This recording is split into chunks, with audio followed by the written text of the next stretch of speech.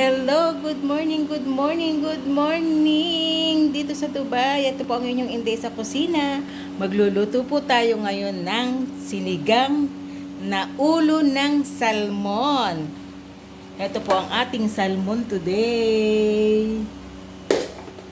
At ito po ang ating ingredients: luya, sibuyas, at sili bawang. Meron na rin po tayong kangkong. Ito po ang ating kangkong. Yan po ang ating panahog. At lalagyan po natin ng labanus. Ito po ang ating labanus. At saka po ang ating panigang. So let's go! Tara na po at tayo ay mag-umpisa na para po makapaglinis na po tayo ng ating bahay.